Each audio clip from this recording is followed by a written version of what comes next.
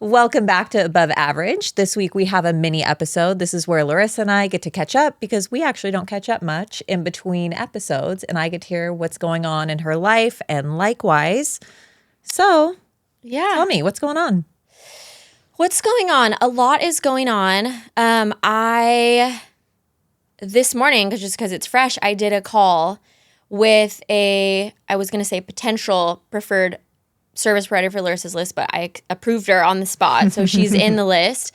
And so it was really fun because in my corporate job, I was doing a lot of calls, obviously. I'm like on the phone all day, like creating these strategies and these deals and whatnot.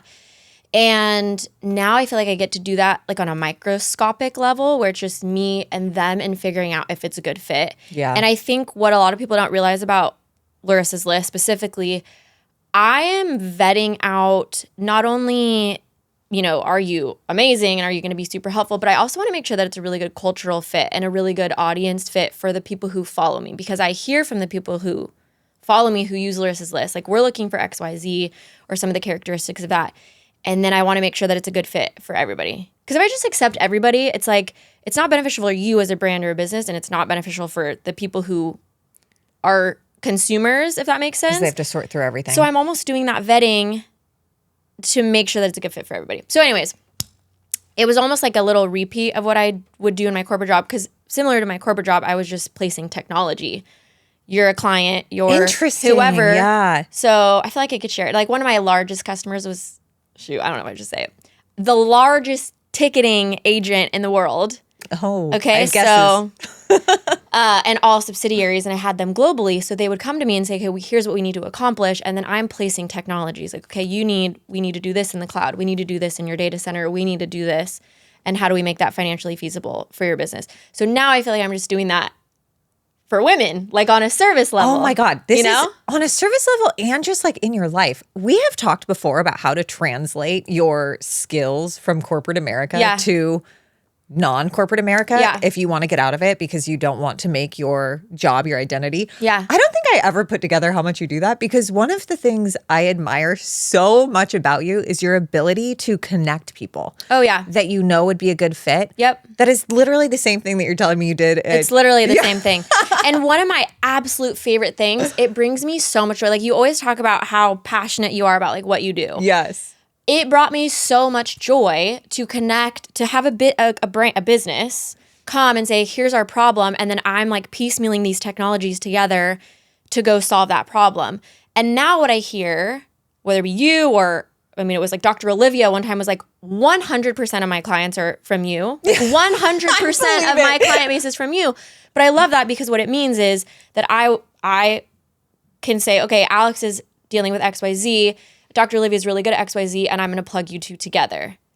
And I plug you specifically with Dr. Olivia versus a Dr. Calvin or you know what I mean? Like there's like these nuanced things. And I think because I did it in corporate and now I can make those assessments in like a daily life thing. You do it in your daily life and then you've taken it one step further with Lorissa's list and now you're building your own business to take this same concept. It's kind of genius, actually. I think so. I never put it all together like that. That it's all the same. It's the same brain power and function. And the thing is too, like I never claimed to be the expert in the technology. Yeah. I understood it at a baseline level, and then I had a lot of engineers, who would help me piece it all together. But I could make I was like kind of the gap between like your business needs, the technological availabilities, and then how we solve your problems. And so now similarly, like I don't want to be a doctor, I don't want to be a doula, exactly. I don't want to be a this, that, but I understand it enough to be able to make those connections. So anyways, it's very exciting for me. Well, it's so cool because you and I did something similar because I was a consultant for Fortune 500. I was always doing like, I'm going to systemize. I'm going to help you get better systems. I'm going to optimize your workflows. I'm going to help you work faster, make more money. And then I just took all those skills and I'm like, I don't actually want to work for corporate America anymore. And I apply them to women's lives. Same thing, same skill set applied to a different audience in a different way of monetizing it. It just goes to show like you can really take your skill set and be so creative with however you want to apply it. You're not stuck in one lane because you committed to it when you were like 18. That's when you decide your major. Or is it even earlier? You know, you kind of start down the path of deciding at such a young age. And I feel like it can really pigeonhole you. I agree. I feel like my husband and I have this discussion all the time because I think college does such a disservice. So that's like my hot take. Depending on if you want to go be a doctor, I still don't think you need college. Well, whatever. It doesn't matter. But I think it is really weird to say to a kid, like, hey, pick this thing and then go run with it. And like, that's what you got to stick with. And then we also talk about this identity thing where if you would have probably asked me like in 2019, my identity was very much tied to my corporate job. Like I close big deals and I do da-da-da-da-da. But it's just not, that's not, I can't do that until I die. You know, it's like there's attributes about me or attributes about you that make you good at a certain thing. And you just have to get creative about where you apply them. Yeah, it's your skills. You have like innate gifts. And I feel like you've really capitalized on them. Like you're really owning your gifts and playing to your advantage. But I will say it's taken me now, I got fired 2 years ago. Has it been 2 years?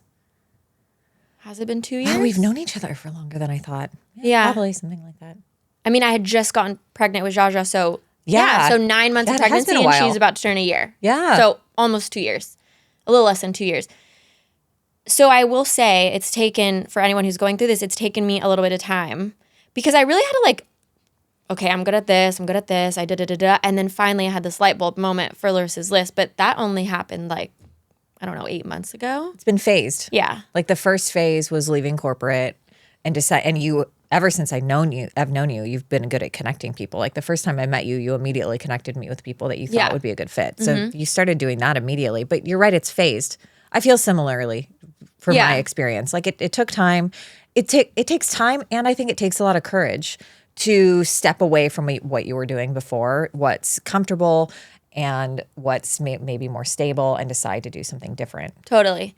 And I feel like easier said than done, but I'm a big advocate for failing because I think the more when you fail, that's when you learn. So I've been posting to social media more from a helpful perspective, I would say, for about a year. And I'm just now kind of being like, oh, okay, this works, this doesn't work. Mm-hmm. And then the same thing with Larissa's List.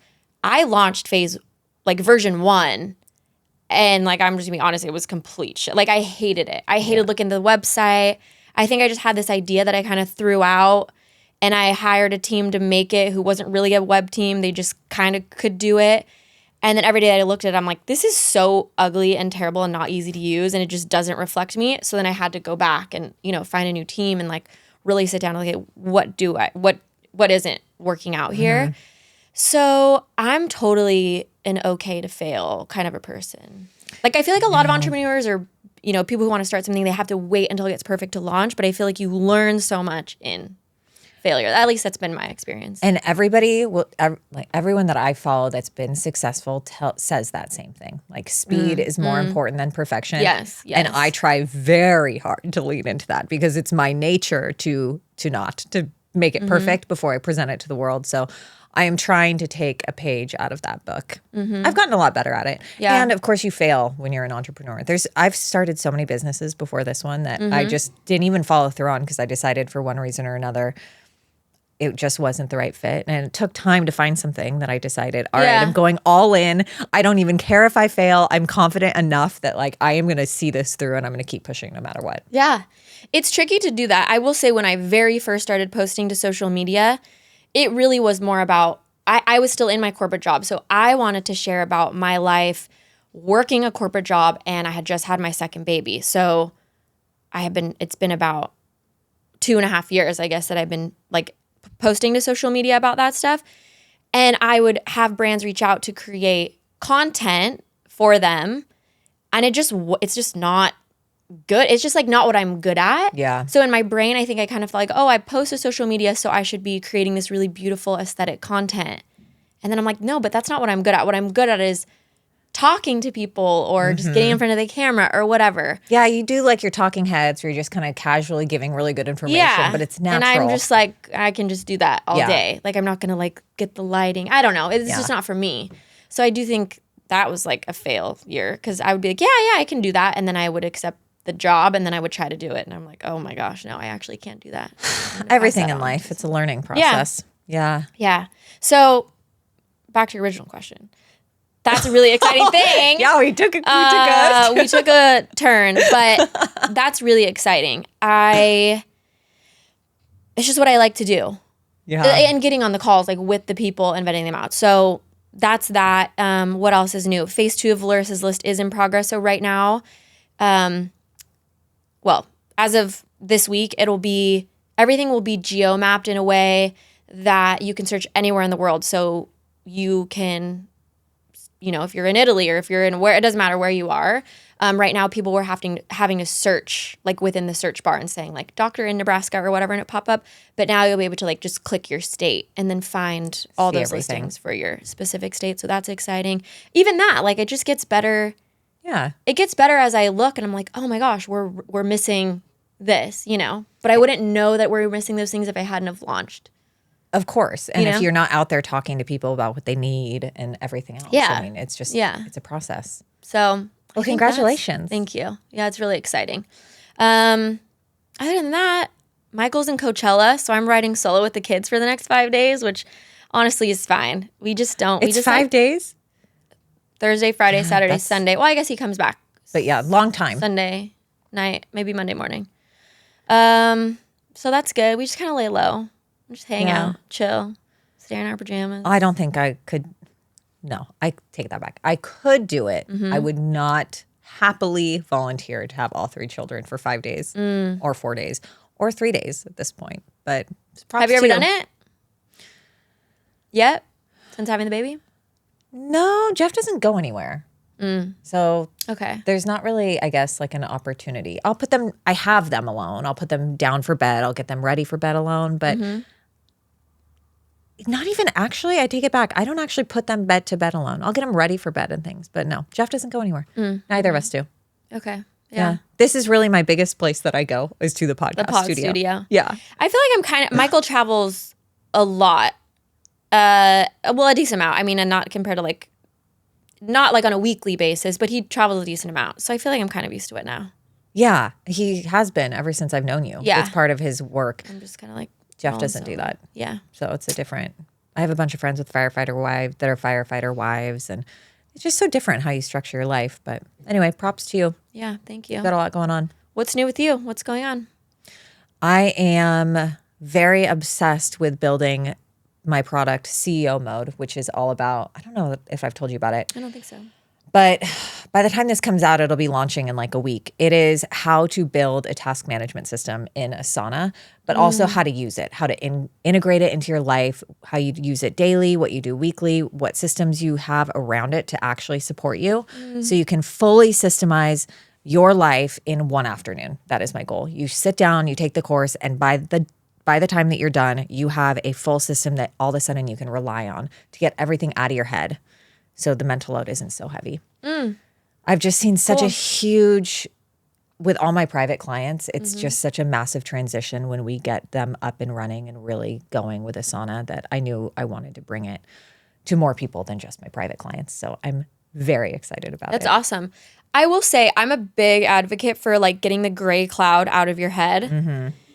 It feels so much better just to get it out, but Asana's good. I like Asana. Asana is one of those things that I can actually follow. I will say I am not the best at like following and using a bunch of tools. I really need it to be simple. Yeah. I can't do it. My brain, like, it's like almost I'd rather just keep it in there if I have to use switch a bunch of tabs, do all these things. But I will say Asana's interface is very easy where I can data dump and then just like throw it to this day, throw it to this day, throw it to this priority, throw it to that priority. Yes. And then it just doesn't feel more overwhelming than when I started. That's why I'm using Asana instead of something like Notion, which can get so overwhelming so quickly and then you abandon it. Because I use Notion. I like it too. But for that reason, like it has to be easy enough that you're okay learning it and you're going to continue to use it, because if you just spend all the time setting something up and then it's overwhelming, you're never going to open it. And it was just a waste of time setting it up in the first place. So. My sister just set me up one called ClickUp. What do you think about it? I've used it. I'm a You're a bit of diehard Asana Asana advocate. person Yeah. because I've not trained, maybe this is the wrong word, but I've gotten all my clients up and going in Asana, and I've had so much luck with it that I prefer the interface and the different options to view and just how it works. But the concept generally is similar. It's the same. Yeah. Okay. Yeah, because I have her helping me where I data dump to her and then she organizes. Which is perfect. Yeah. It's a good system. It's for a you. good system. Yeah. I mean, I have the kids 99.9% of the time. So it's like, I can't sit in. Yeah. I'm like, hey, add this person to blah, blah, blah. And then she just like goes and runs with it. But I will say, even if you're a stay-at-home mom, I think Asana could be really helpful for you because you can just put in different tasks that you have to do, whether it's for the kids or bills or whatever, prioritize them. And then when you get a free minute, boom, I'm going to do this. Boom, I'm going to do this. And then you're checking off. Or if you have a task for your husband or whatever, if you would use that or whatever it is. But I think like household wise, I think Asana is really good. It's huge. That's the whole point is it's your business if you work and it's your house. It's your whole life in one place because a lot of people teach Asana or any of these tools as just business tools. But I think that's really backwards because we have one mind. Like we are one person. And maybe I have a task for my kids, but I also have a task for my business and I have to do them all in the same day. So why would it not be in the same place? Yeah. It's all coming out of the same 24 hours that I have. Yep. So it's so helpful to be able to look in one spot and know exactly what you need to do, move it around, reprioritize. It's not one long to-do list that doesn't have any priority to it. And then you open it up and it's overwhelming on a piece of paper because you're like, oh my God, I have 40 things to do. What am I going to do today? Yeah. That is not what this is. It's like, let's take all that stress out of here so you have it in one spot. So I think it's really life-changing for people that work or people that don't. Anyone that has a mental load that stresses them out. Yeah. I've said this before, but I do think that even if you are a stay-at-home mom, you're running the single most important business within your home. You still have tasks to do. You still have, people to report to in the sense of like your kids or your husband or whoever, people to hire, people, things to shop for. And then what I always talk about Lorissa's list too is that women specifically make 88% of not only the purchasing decisions, but also like the booking.